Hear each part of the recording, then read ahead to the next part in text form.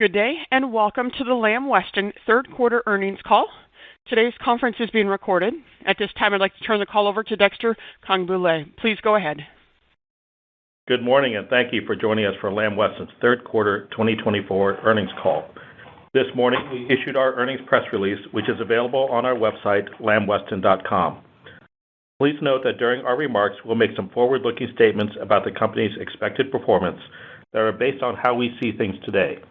Actual results may differ materially due to risks and uncertainties. Please refer to the cautionary statements and risk factors contained in our SEC filings for more details on our forward-looking statements. Some of today's remarks include non-GAAP financial measures. These non-GAAP financial measures should not be considered a replacement for and should be read together with our GAAP results. You can find the GAAP to non-GAAP reconciliations in our earnings release. With me today are Tom Werner, our President and Chief Executive Officer, and Bernadette Madarieta, our Chief Financial Officer. Tom will provide an overview of the ERP transition, the current demand environment, and the status of this year's potato crop. Bernadette will then provide details on our third quarter results, as well as our updated outlook for the remainder of fiscal 2024. With that, let me now turn the call over to Tom. Thank you, Dexter. Good morning, and thank you for joining our call today. This was a challenging quarter as we transitioned certain central systems and functions in North America from a decades-old legacy enterprise resource planning system to SAP. The transition is the first step towards a multi-year global rollout. Among other areas, the scope of this transition affected receiving and processing customer orders, trade pricing and promotion management, managing inventories and warehousing, scheduling, transportation and shipments, invoicing customers, and treasury and cash management. While the transition went well in many areas, it proved more difficult than we expected, despite the countless hours we spent planning, testing, and preparing for the transition. Specifically, we experienced significant challenges with inventory visibility at distribution centers, which led to shipment delays, canceled orders, and ultimately lower than expected volumes in the quarter. In particular, we had more difficulty filling shipments of mixed product loads, which are generally higher margin than shipments of single product loads. This pressured margins in the quarter. We partnered closely with our third-party and company-owned distribution centers to minimize the impact of these challenges. This included co-locating Lamb Weston team members at our distribution centers to resolve data errors and processing issues in real time, and adjusting systems and processes for balancing inventory between distribution centers and SAP. We also work closely with our customers to limit the impact on their operations, and I want to thank them for their patience and commitment as we manage through the transition. Importantly, I also want to thank our Lamb Weston team members who worked around the clock to help restore customer shipments and service back to pre-transition levels. As Bernadette will cover in more detail later, we estimate that the ERP transition reduced net sales by about $135 million and volume growth by approximately 8 percentage points in the third quarter. We also estimate that adjusted EBITDA was negatively impacted by approximately $95 million, with more than half of that due to lower sales and unfulfilled customer orders, and the remainder due to incremental costs and expenses directly related to the transition. As with any transition, our teams are still adapting to the new system. I'm pleased that we have contained the effect of the inventory visibility issues to our fiscal third quarter and have restored customer order fulfillment rates to pre-transition levels. We understand that some customers affected by either delayed or canceled shipments may have temporarily secured supply from alternative sources until they gain confidence in our service levels. With healthy warehouse inventory levels and flows throughout the system, we're actively engaging customers with our direct sales force to earn their trust and their business. Turning now to the demand environment. Overall, global French fry demand remains resilient, but we believe it's currently at or below the historical annual growth rate of about 2 to 4%. According to restaurant industry data providers, restaurant traffic trends in the U.S. have been generally flat to slightly down during the past 6 to 9 months as consumers continue to adjust to the cumulative effect of inflation on menus. QSR traffic during the third quarter was flat versus the prior year after growing modestly during the first half of fiscal 2024. Several QSRs have attributed this to less visits by lower-income consumers as their disposable income has been more affected by the overall inflationary environment. Meanwhile, traffic at full-service restaurants has declined each quarter during fiscal 2024. Outside the U.S., restaurant traffic continued to increase versus the prior year in most of our key markets, but growth has also slowed sequentially from our fiscal second quarter. Similar to the U.S., we believe traffic in these markets is also affected by consumers adjusting to the cumulative effect of inflation, as well as other macro headwinds. Restaurant traffic growth in our larger markets in Europe in the third quarter was mixed.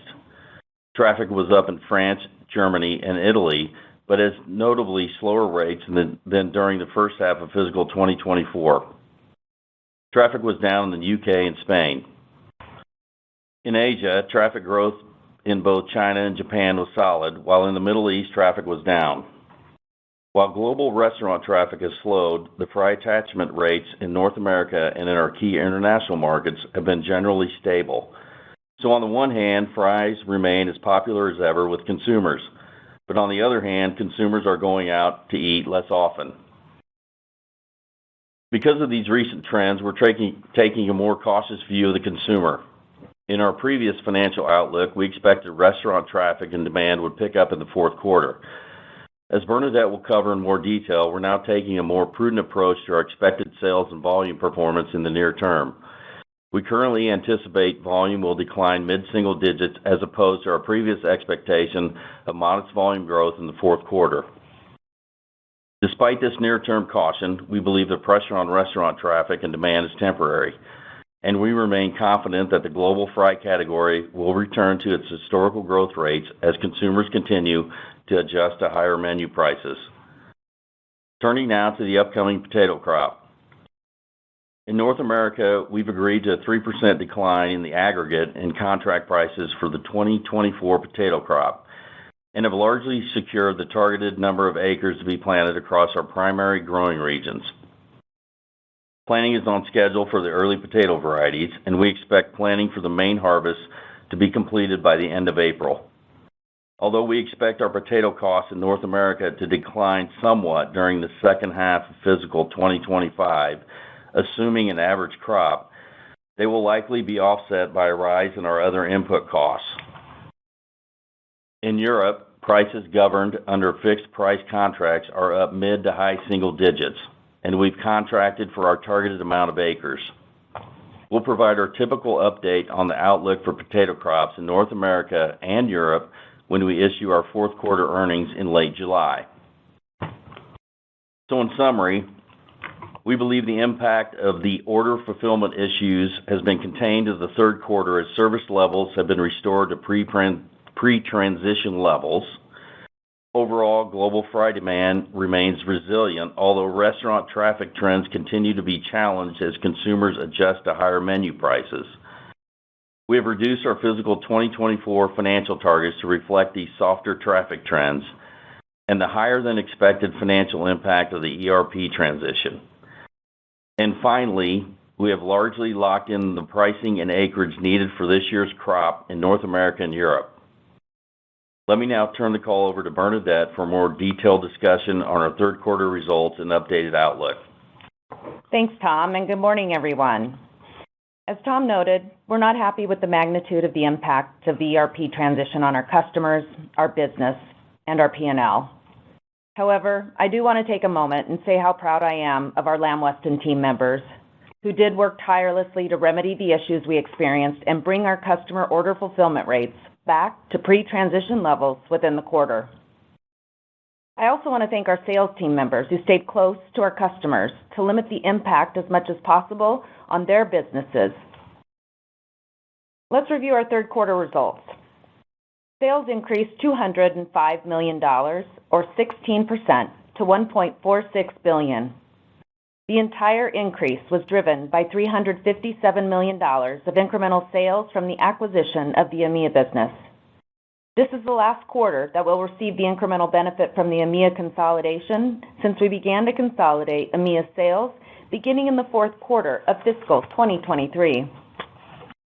If we exclude the incremental sales from the EMEA acquisition, net sales declined $152 million, or 12%.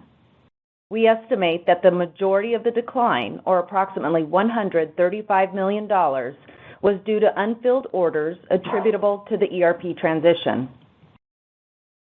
Price mix was up 4% as we continued to benefit from the inflation-driven pricing actions taken in fiscal 2023 and pricing actions taken this year in both our North America and international segments.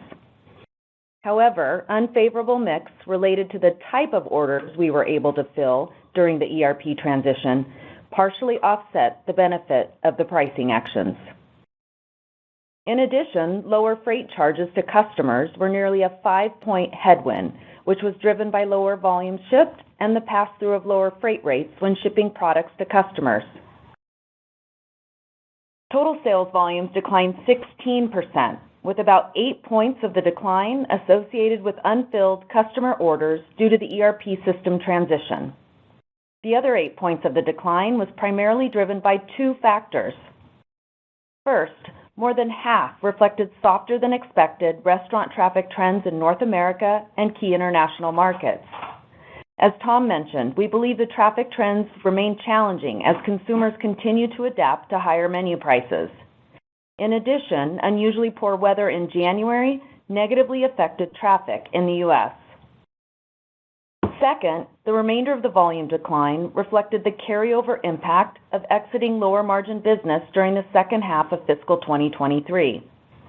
This is the last quarter in which we will see any meaningful headwind from the 4 notable contracts that we exited last year to strategically manage customer and product mix. Moving on from sales, adjusted gross profit increased $24 million to $427 million, which was driven by the benefit of inflation-driven pricing actions and incremental earnings from the consolidation of the EMEA business. The increase was partially offset by mid-single-digit input cost inflation on a per-pound basis and a $20 million charge for the write-off of excess raw potatoes as we considered the softer restaurant traffic trends in North America, as well as the higher-than-expected impact on volume from the ERP transition. In addition, we estimate that the ERP transition negatively impacted adjusted gross profit by approximately $88 million. We estimate that approximately $55 million was due to lower volumes and negative mix, and that the remaining $33 million was due to about $26 million from reduced fixed cost coverage and inefficiencies arising from planned downtime for the ERP transition in our factories, as well as additional freight charges as we sought to reduce the impact of shipment delays on our customers, and about $7 million for penalties associated with delayed shipments or the inability to fill customer orders. Adjusted SG&A increased $30 million to $164 million, primarily due to incremental SG&A with the consolidation of EMEA, as well as higher expenses associated with the ERP system transition, including non-cash amortization. The increase includes approximately $7 million of incremental costs to support the system post-go-live, including efforts to restore customer order fulfillment rates to pre-transition levels. A reduction in compensation and benefit accruals tempered the increase in SG&A. All of this led to adjusted EBITDA of $344 million, which is down 2% versus the prior year. Lower income in the Lamb Weston base business, which includes an estimated $95 million impact from the ERP transition and a $25 million write-off of excess potatoes, more than offset incremental earnings from consolidating the EMEA business and the benefit of inflation-driven pricing actions. So, on an underlying basis, excluding these items, adjusted EBITDA would have been around $465 million, while sales excluding acquisitions and the impact of the ERP transition would have been down 1 to 2%. Moving to our segments. Sales in our North America segment, which includes sales to customers in all channels in the U.S., Canada, and Mexico, declined $123 million, or 12% in the quarter. We estimate that essentially all of that decline was due to unfilled orders and unfavorable mix attributable to the ERP transition. Price mix was up 5%, driven by the carryover benefit of pricing actions that took effect in fiscal 2023 across each of our primary sales channels, as well as some pricing actions taken this year. Mix was unfavorable, as higher margin, lower volume customers, which typically have more complex mixed product orders, were harder to fill until the inventory visibility issues related to the ERP transition were resolved. In addition, lower freight charges to customers partially offset the increase in price mix by more than 4 percentage points. Volume declined 17%, with more than half of the decline reflecting unfilled customer orders resulting from the ERP transition. The remainder of the decline primarily reflects soft restaurant traffic and retail trends, as well as the carryover impact of exiting lower margin business during the second half of fiscal 2023. North America's segment adjusted EBITDA declined 14% to $286 million. The decline was largely driven by an estimated $83 million impact from the ERP transition and a $23 million charge for the write-off of excess potatoes, of which about $5 million of the excess potato write-off was incurred at our North American joint venture. The impact of lower volumes and higher cost per pound also contributed to the decline. These factors more than offset the benefit of inflation-driven pricing actions. Sales in our international segment, which includes sales to customers in all channels outside of North America, grew nearly $330 million, of which $357 million were incremental sales from the EMEA acquisition. Excluding the EMEA acquisition, net sales declined $29 million, or 16%. We estimate approximately $12 million of that decline relates to unfilled orders attributable to the ERP transition. Price mix was up 1%, driven primarily by the carryover benefit of pricing actions taken last year, as well as pricing actions taken this year. Lower freight charges to customers partially offset the increase in price mix by about 5 percentage points. Sales volume declined 17%, with more than half of the decline reflecting the carryover impact of exiting lower margin business during the second half of fiscal 2023. The remainder of the volume decline reflects unfilled customer orders served by North American exports as a result of the ERP transition. International segment's adjusted EBITDA increased 88% to $102 billion. Incremental earnings from the consolidation of EMEA's financial results drove the increase.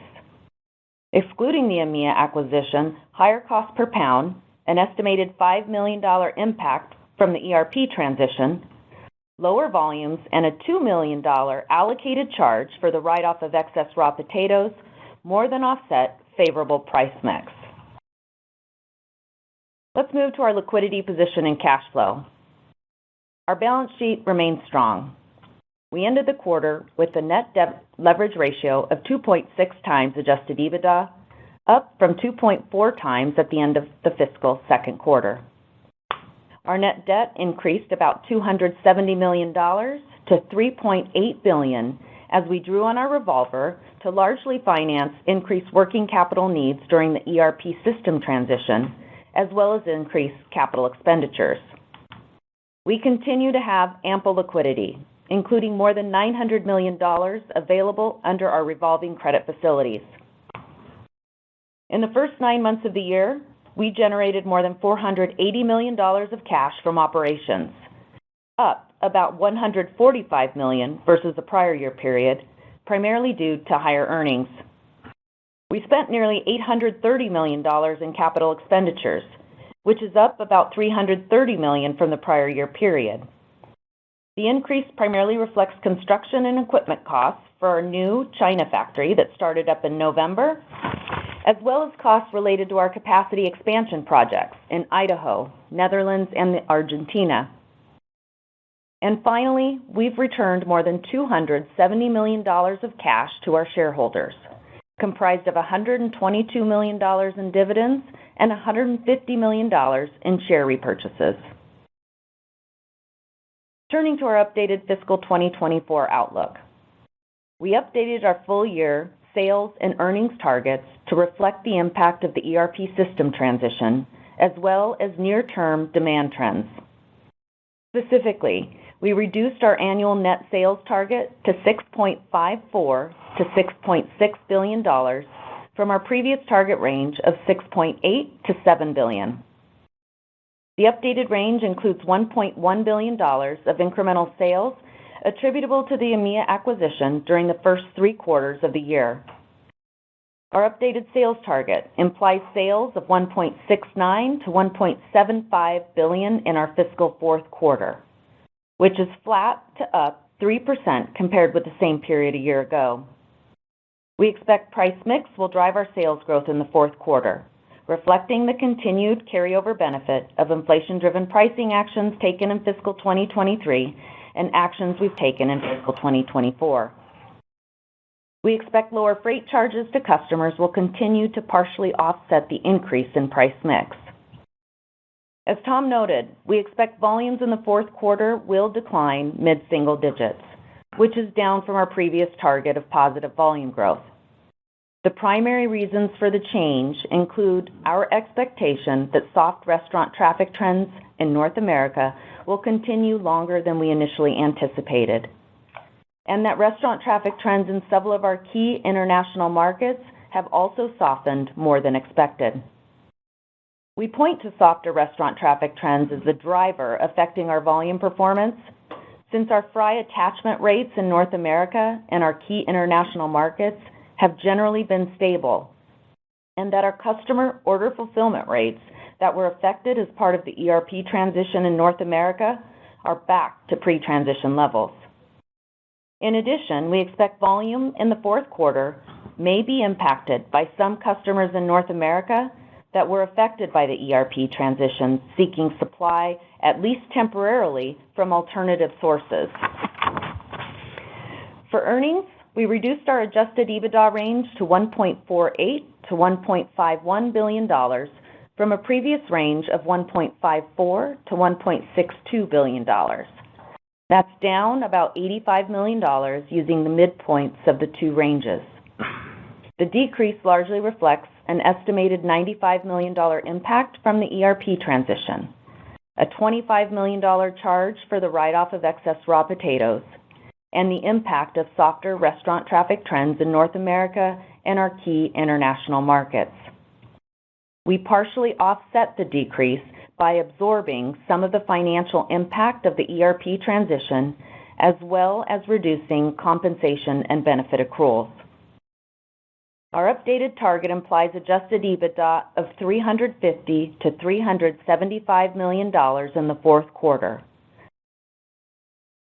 an increase of 9% versus the prior year quarter using the midpoint of the range.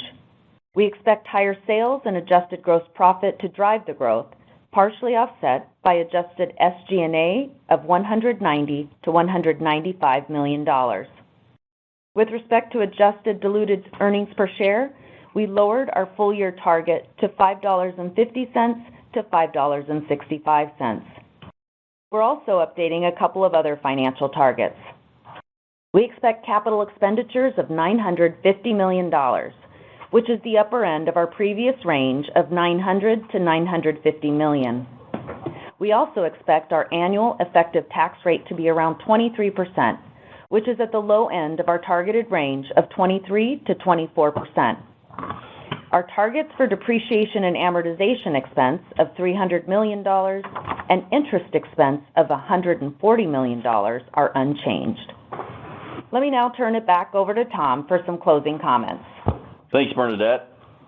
With the impact of the order fulfillment issues behind us, we remain focused on serving our customers as we close out fiscal 2024. While near-term demand trends may be soft, we remain confident in the long-term growth outlook and the health of the category. And by continuing to execute our strategies, we believe that we will remain well-positioned to deliver sustainable, profitable growth and create value for our shareholders over the long term. Thank you for joining us today, and now we're ready to take your questions.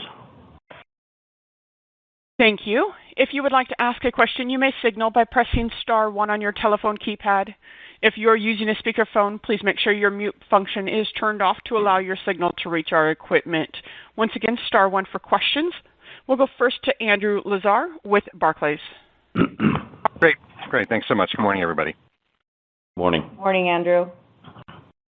Tom, I think one of the questions I'm getting probably most this morning, frankly, separate from all things sort of ERP related, really has to do much more with your comments around slowing restaurant traffic, all at a time when sort of industry capacity is set to start building once again, and what that could portend for sort of pricing going forward, particularly with cost pressure not being anywhere near, what it was the last couple of years. So I guess as a starting point, I'd really be curious to get your perspective on how you would address sort of that concern at this point.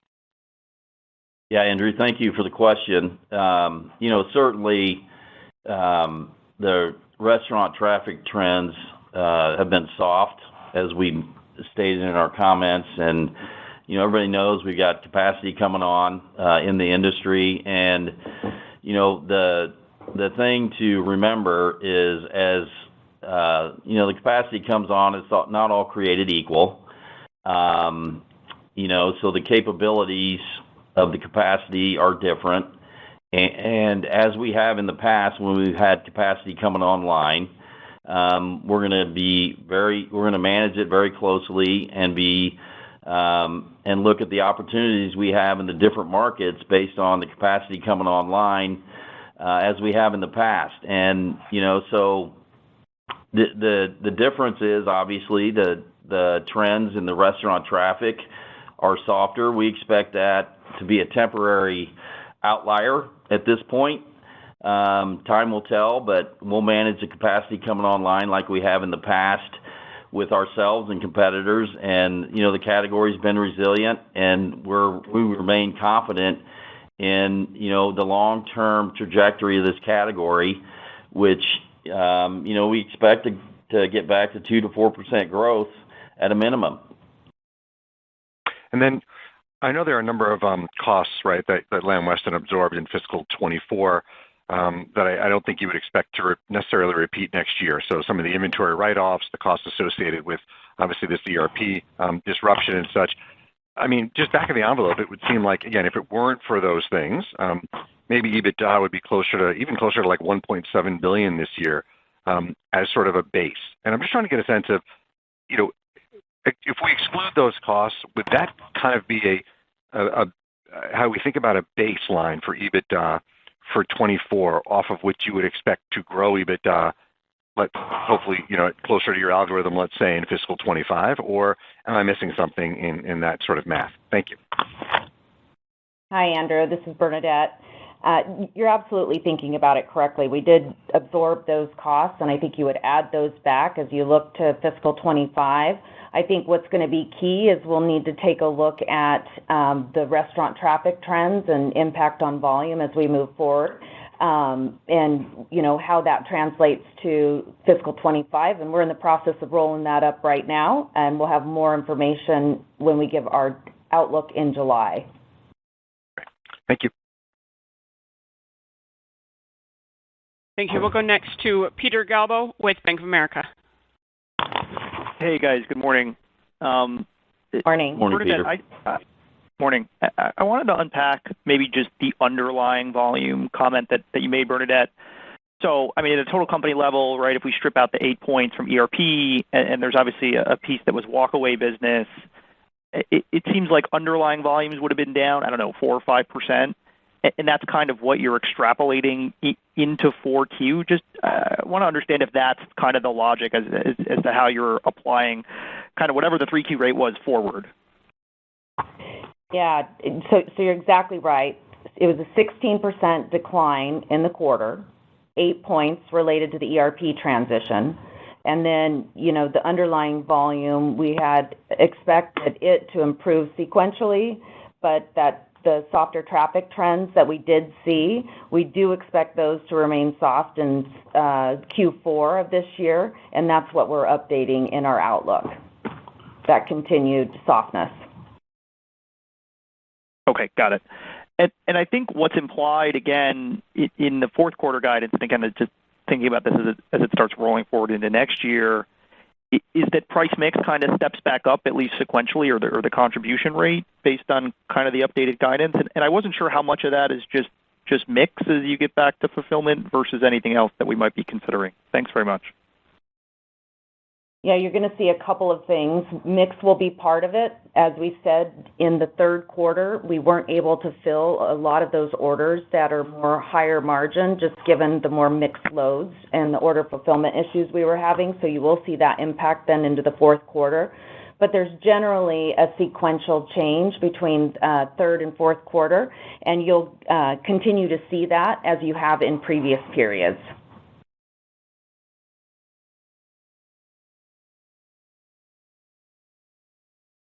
Thank you. We'll go next to Adam Samuelson with Goldman Sachs. Yes, thank you. Good morning, everyone. Good morning. Good morning. Hi. So I guess first, in kind of continuing on Peter's line of questioning, I want to think about the volume impact of customers who are seeking alternative sources of supply, and where, definitionally, that's market share. Now, one could say that is temporary, but just get your perspective on your ability to get that volume and that share back. And on a related point, kind of we've talked about the headwinds from foregone volumes from business you've walked away from. Kind of at the time, the explanation was that you were going to be trying to backfill that with higher margin and higher mix products.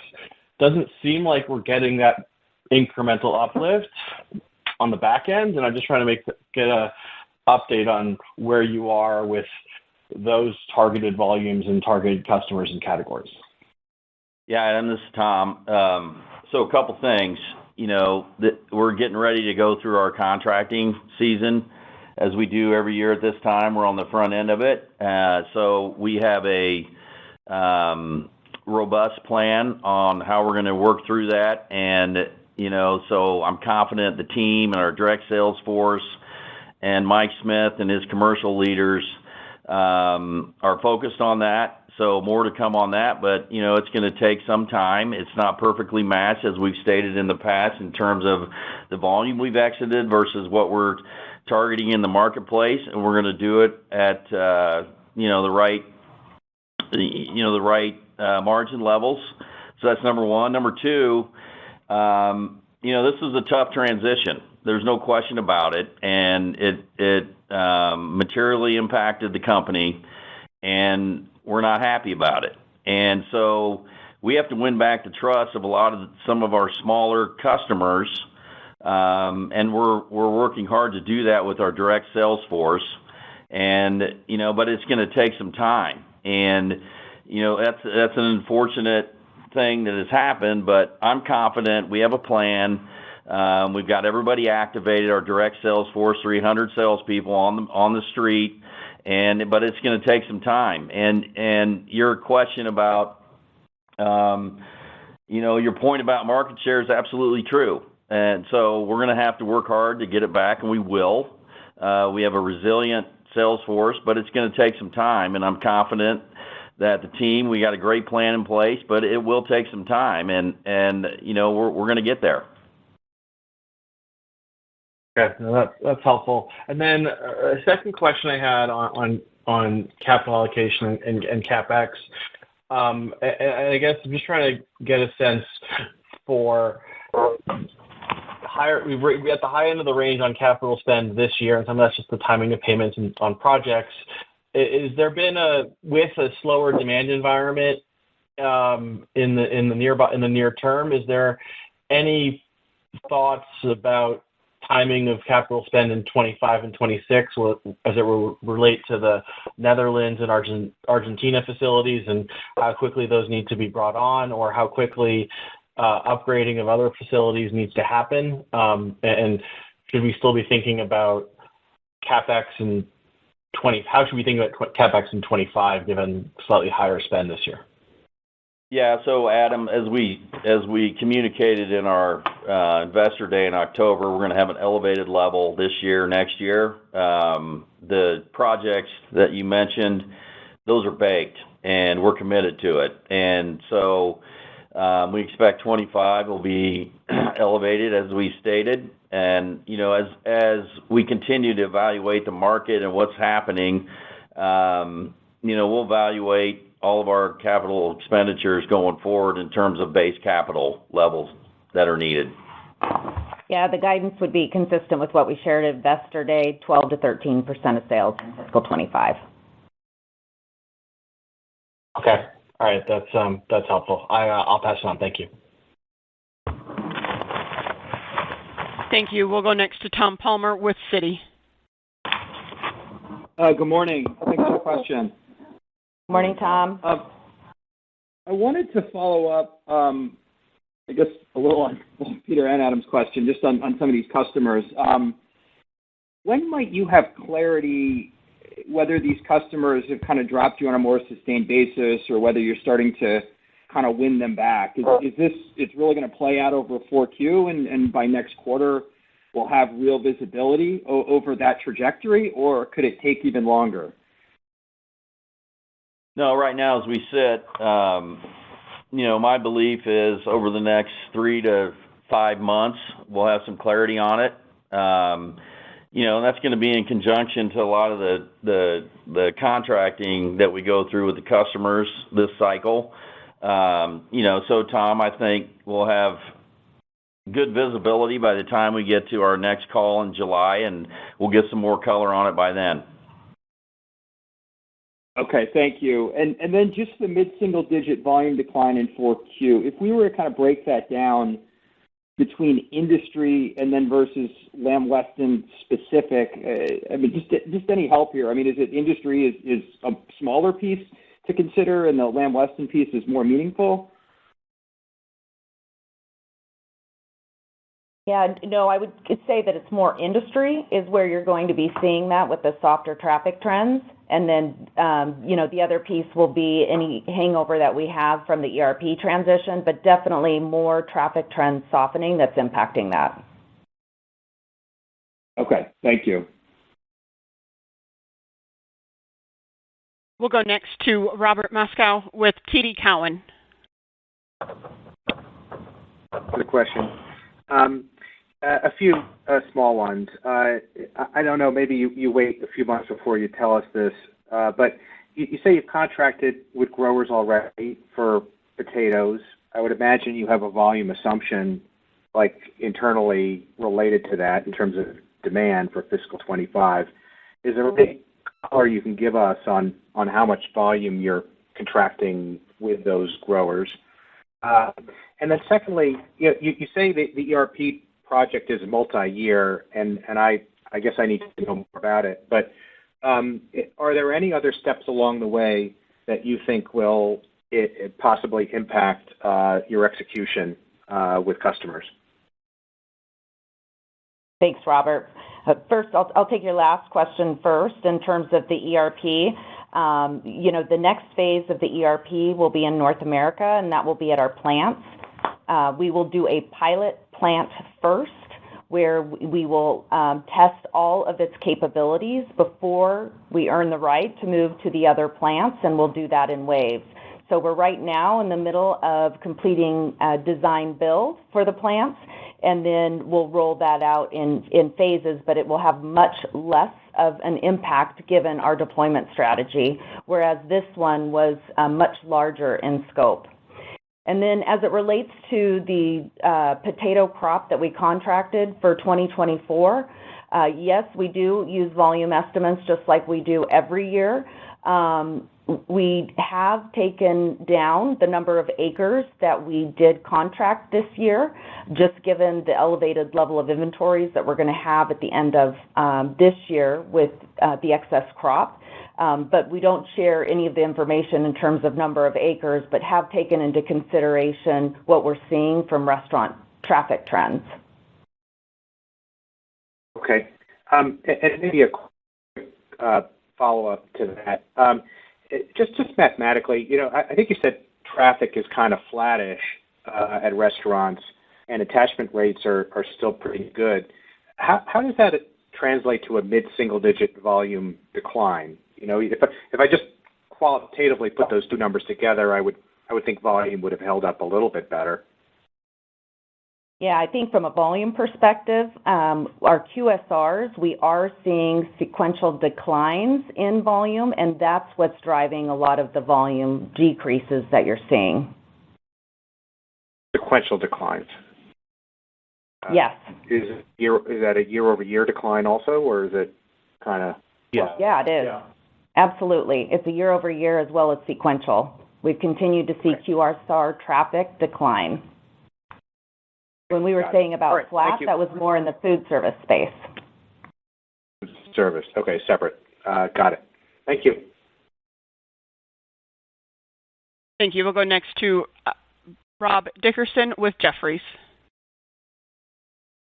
Great. Just a couple quick ones for me. I guess, Tom, kind of more broadly speaking, kind of given the, shift in, let's say, at least the near term traffic outlook, is there anything, broadly speaking, that kind of changes, kind of everything you walked through at the Investor Day in October, just regarding kind of the long-term outlook? Like, the long-term outlook, right, is based on the 2 to 4%. You are saying you think temporary. I'm not sure kind of how temporary that is. But then there was also an implied, margin, uptick each year over the next few years. So just trying to gauge if, the kind of all the moving pieces as we think forward longer term.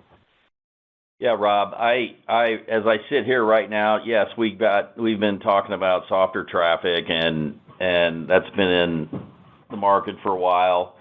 I don't have any, as I sit here right now, our long-term algorithm, I'm confident in. And, if this is prolonged, we have certain things that we can activate to adjust the company and the footprint. But right now, we've made some investment decisions 2 years ago based on what we believe the category is going to continue to do. I believe it's going to continue to grow, even through, we got a softer period. And, so I don't have any reason to believe that over the long term, we need to adjust our algorithm at this point. All right, super. That's clear. And then just very quickly, I also think, you had stated back in October, right, increase in the dividend over time, but then, potentially some incremental repurchase activity, outside of employee option exercises. So I'm just curious, we can all see clearly stock looks a little pressured today. Just trying to gauge your appetite on buyback potential as you think forward the next 12 months. And that's it. Thanks. Yeah, so we're committed to a dividend, and as we evaluate our CapEx, we'll certainly take a look at our share buyback as we always do, and we'll stay committed to our dividend over time. And so yeah, absolutely. Based on what's going on today with our equity price, we're going to evaluate that. All right, super. Thanks so much. We'll go next to Matt Smith with Stifel. Hi, thanks for taking the question. When you look at the slowdown in restaurant traffic, one of the factors has been the level of pricing. We've continued to see away from home inflation moving higher. So a couple questions here. Any thoughts on what's needed to firm traffic up? Is that consumers adjusting to inflation, or would you expect operators to lean more heavily into value offerings and promotions related to that? One of the considerations in the past you've talked about in periods of economic softness and pressure on QSRs, fry performance has been fairly resilient, benefiting from value menus featuring fries heavily. Are you seeing that level of activity today? As we sit here today, I think there's two things. I think the consumers have to adjust to the menu pricing in terms of the inflation. I believe, we're going to start seeing more menu value meal offerings going forward to drive traffic trends. That's been typically the case in the past when things have slowed down a bit. So I think it's a combination of both going forward, but it's going to take some time. Thank you, Tom. And then just a follow-up question on potato costs. It sounds like they're expected to be down low single digits in North America for the 2024 crop. That's one of the few instances where potato costs are actually down year over year. Is the pressure from the potential of lower pricing to your customers, is that offset by higher input costs across the rest of your basket? Or would you expect some pressure on your pricing going forward from lower potato costs? Yeah, so, just to reset, even though it's down, like we stated, 2 to 3%, if you go back and stack it up the last 2 years, it's been up significantly. And when, we're in the middle of rolling up our entire input basket right now for 25, as we've stated, there are commodity inflationary pressures in other areas of our input basket. So while our inflation, we don't expect it to be double digits like it has been the last 2 to 3 years, excuse me, we're still going to be dealing with, some inflation at this point. I'm not going to give you a specific number. We'll talk about that in July because we're in the middle of kind of rolling up our 25 operating plan right now. Thanks, Tom. I'll leave it there. We'll go next to Mark Tarenti with Wells Fargo Securities. Hey, good morning. Thank you for the question. You touched on sort of the next step on the ERP process. The recent implementation was a heavy lift. It sounds as though you were more confident in ability to limit the transition impact for the next steps. Maybe how are those next steps different and some of the learnings you have gained from the recent transition? Yeah, sure. So, some of the next steps are different in that we're able to go live at one plant and isolate, and therefore limiting the impact. Whereas, with all of the central systems that were affecting customer ordering, inventory management, and others this time, that was more difficult. I think that as we've shared from an inventory visibility perspective and lessons learned, there's always more things that you're going to be able to do in terms of change management and other things, and those are the things that we will continue to focus on as we move forward into our plant phases. Okay, thank you. And then in the third quarter, due to the transition, as fulfillment normalizes, how should we think about, price mix trend flowing through the next several quarters, considering both wraparound pricing, potentially more muted new pricing on the horizon, and then actual underlying mix, and how much of a contributor will be that underlying mix going forward? Yeah, so as it relates to mix, we talked about the impact in fourth quarter and coming off of the ERP transition. As we go to fiscal 25, we will continue to see more favorable mix impact as we bring on our new capacity in American Falls, for example, where we are able to offer more premium products. So those are some of the things that you'll see by way of changes in mix. And then next year, we won't be lapping some of those lower margin exits that we had made in fiscal 23. Okay, thank you. We'll go next to Max Gumport with BNP Paribas. Hey, thanks for the question. Turning back to the comments on slower restaurant traffic trends and your expectation that they'll be temporary in nature, I'm just curious of what type of visibility you have right now that's giving you confidence in seeing some improvement in restaurant traffic trends in the horizon. I know you talked about the impact of the higher menu prices and how consumers will adjust to that eventually, but just curious, what's impacting that confidence and how any sort of sense of timeline for how we could see it play out. Thanks. Yeah, so number one, we got the fry attachment rate has stayed pretty consistent. It's been above historical levels for the past 2-3 years. So, that's one thing. The other thing that we monitor is continually is restaurant traffic every month that we look at. And while it's been slowing recently, as we've discussed on the call, we believe, based on kind of how we model some things, that we expect the consumer to get adjusted to the inflationary menu pricing, and we expect that to return here going forward. So it's not a perfect linear assumption that we're making, but it's, over time we think it's going to return back to in-store restaurant visits. Yeah, and the only other thing that I'd comment on that we've talked a lot about in the past is related to French fries and the fact that they are one of the highest margin items on, restaurants' menus, and we will likely then continue to see pushing for those types of products by the restaurants.